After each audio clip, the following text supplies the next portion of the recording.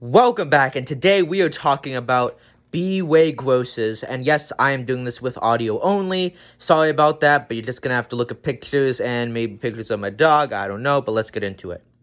So, Anne Juliet went from 99.68 to 99.52, going from 1,339,854 to 1,401,919. Again, not much for me to say about Anne Juliet. It's an absolute juggernaut. A Beautiful Noise went from 70% to 69%, going from 839,923 to 888,144. Again, I don't know how well the show's going to do, and it could definitely close in January, and I wouldn't be surprised. But again, I think I want to wait until we get into September and October. But the way it's going, I think I might close in January. But again, I'm going to leave my reservations until I have more data, because right now it's doing 800, but you know what, in the next month it could get to $1 million, stay there, do well enough, so we'll see. Camelot went from 80% to 79%, going from 757,135 to 735,483, and again, that is a limited engagement, but it's not doing great. Funny Girl went from 91% to 88%, going from $1,609,931 to $1,524,878, which again is gangbuster numbers despite its low capacity.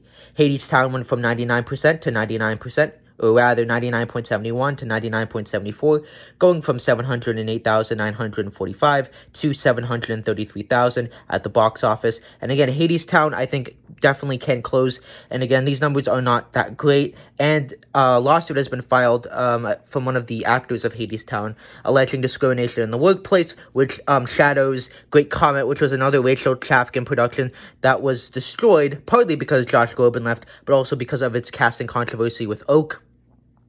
And it would be sad if this show closes this year with this controversy looming over it. Even people on Reddit who's worked on the show, and again, take it with a grain of salt, have said that it's been in danger of closing since the beginning of the year, and I believe it. You know, Hadestown is not making the money it should. $700,000 isn't great for really any show, so, yeah, the writing is definitely on the wall for this one. Hamilton went from 1,957,000 to 1,951, going from 101.14 to 101.9. Here Lies Love went from 100% to 83% for 7 performances, average ticket $106, and a gross of $642K at the box office, which again, Here Lies Love is a show that costs a lot of money, and I talked about this in last week's video.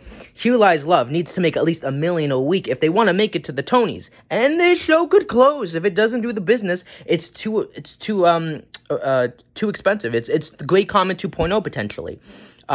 But I hope that it does make it. And 642, it's not terrible, but ideally you would have wanted this to be in the 7s, the 8s, the 9s.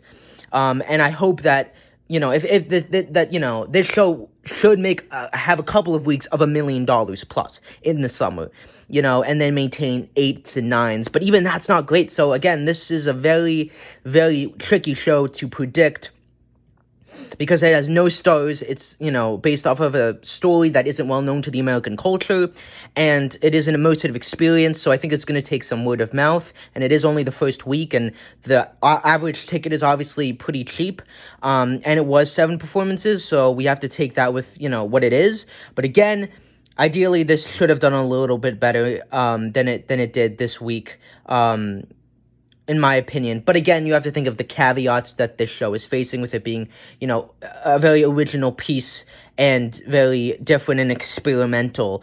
But again, if I'm an investor, I'm thinking, okay, 642, but like, can we have 7 next week, 8 the next week, and then $1 million the week after that? You know what I mean? Like, what's definitely going to be telling is, like, you know, if this show, you know, fails to make $1 million in the summer. Because if that happens, which I don't think it will, but if it does, it's screwed.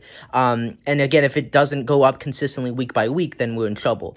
But it could go one of 2 ways. Again, I'm going to need more weeks to really give a firm opinion on it. Akimbo is doing great, going from 100% to 98%, and 695,405 to 736,319, with its highest average ticket, which is great. And again, I think that Kimberly Kimbo, if it can continue to rise up, it might make it past January, but it's definitely going to close next year. But I'm very happy to see it doing much better business-wise, and it's definitely going in the direction we need it to.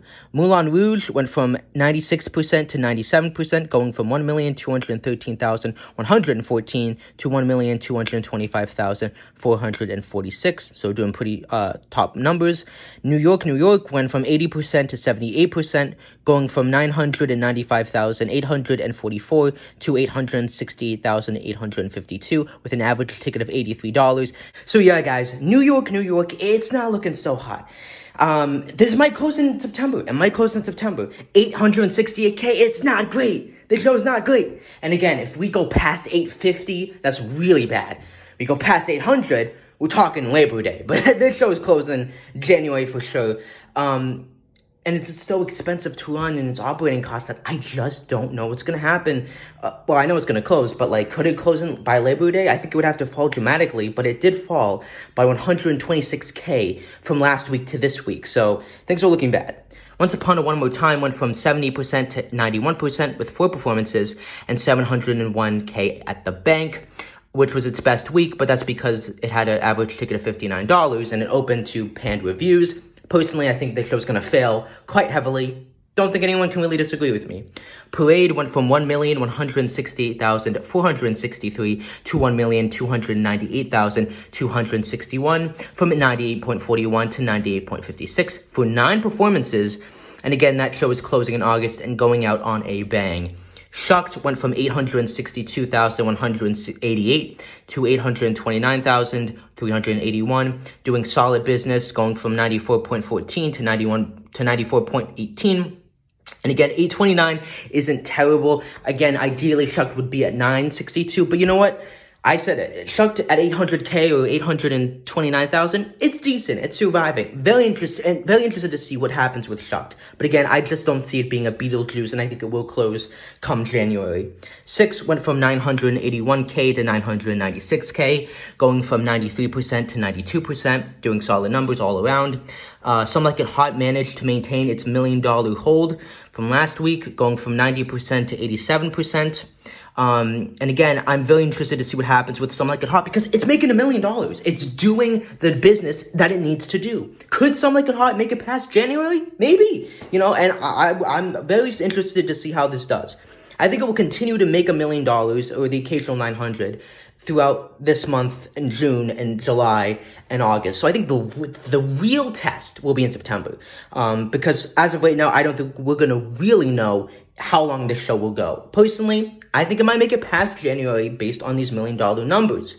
But again, it did, 1 million, maintaining 1,140K, 150K, 200, 300. It's not easy, and most shows don't do that. So could Some Like It Hot finally have that because of the Tony performance? Let me know in the comments down below. Sweeney went from 100% to 100%, going from 1,935,912 to 1,891,780. So those are the grosses for this week. Pretty awesome week all around. Like, subscribe, and comment. I'll see you in the next video. Peace.